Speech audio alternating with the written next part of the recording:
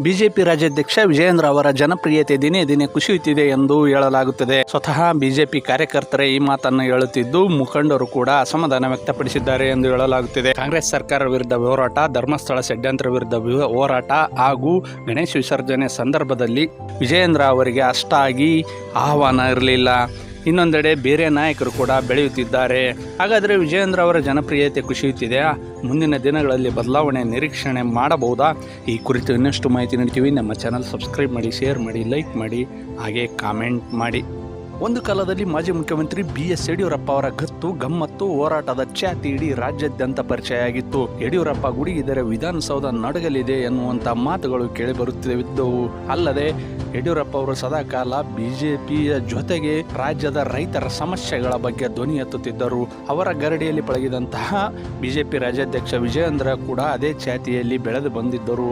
ಕೆಲ ದಿನಗಳ ಹಿಂದೆ ಬಿಜೆಪಿ ರಾಜ್ಯಾಧ್ಯಕ್ಷ ಹುದ್ದೆಯನ್ನು ಅಲಂಕರಿಸಿದಂತಹ ವಿಜಯೇಂದ್ರ ಅವರು ರಾಜ್ಯಾದ್ಯಂತ ಸಂಚಾರ ಮಾಡಿ ಪಕ್ಷ ಸಂಘಟನೆ ಮಾಡುತ್ತಿದ್ದರು.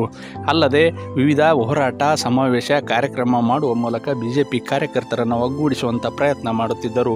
ಆದರೆ ಅದಕ್ಕೆ ತಕ್ಕಂತೆ ನಿರೀಕ್ಷಿತ ಫಲಗಳು ದೊರೆಯುತ್ತಿಲ್ಲ ಎನ್ನುವಂಥ ಮಾತುಗಳು ಕೇಳಿಬರುತ್ತಿವೆ. ವಿಜಯೇಂದ್ರ ಅವರಲ್ಲಿ ಮೊದಲಿದ್ದಂತಹ ಹೋರಾಟ, ಸಂಘಟನೆ ಚತುರತೆ ಹಾಗೂ ಮಾತಿನ ಕೌಶಲ್ಯ ಈಗಿಲ್ಲ ಎಂದು ಸ್ವತಃ ಬಿಜೆಪಿ ಕಾರ್ಯಕರ್ತರೇ ಹೇಳುತ್ತಿದ್ದಾರೆ ಎಂದು ಹೇಳಲಾಗುತ್ತಿದೆ. ಧರ್ಮಸ್ಥಳ ಹೋರಾಟ, ವಿವಿಧ ಗಣೇಶ ಮೂರ್ತಿಗಳ ವಿಸರ್ಜನೆ ಸಂದರ್ಭದಲ್ಲಿ ವಿಜಯೇಂದ್ರ ಅವರಿಗಿಂತ ಹಿಂದುತ್ವದ ಪರವಾಗಿ ಗಟ್ಟಿ ಧ್ವನಿ ಮಾತನಾಡುವಂಥ ನಾಯಕರಿಗೆ ಡಿಮ್ಯಾಂಡ್ ಹೆಚ್ಚಾಗಿತ್ತು.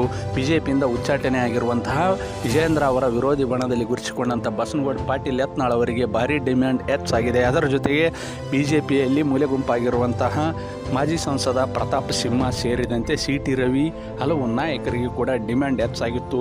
ಗಣೇಶ ವಿಸರ್ಜನೆ ಸಂದರ್ಭದಲ್ಲಿ ಬಿಜೆಪಿ ನಾಯಕರಿಗಿಂತ ಬಸನಗೌಡ ಪಾಟೀಲ್ ಯತ್ನಾಳ್ ಅವರನ್ನು ಹೆಚ್ಚಾಗಿ ಕಾರ್ಯಕರ್ತರು ಆಹ್ವಾನ ಮಾಡುತ್ತಿದ್ದರು. ಇದು ವಿಜಯೇಂದ್ರ ಅವರ ಜನಪ್ರಿಯತೆ ಕುಸಿಯುತ್ತಿದೆ ಎನ್ನುವ ಲಕ್ಷಣಗಳು ತೋರಿಸುತ್ತವೆ. ಒಟ್ಟಾರೆಯಾಗಿ ಬಿಜೆಪಿ ರಾಜ್ಯಾಧ್ಯಕ್ಷ ವಿಜಯೇಂದ್ರ ಅವರ ಜನಪ್ರಿಯತೆ ದಿನೇ ದಿನೇ ಕುಸಿಯುತ್ತಿದೆ ಎಂದು ಅವರದೇ ಪಕ್ಷದ ಕಾರ್ಯಕರ್ತರು ಹೇಳುತ್ತಿರುವುದು ಸುಳ್ಳಲ್ಲ.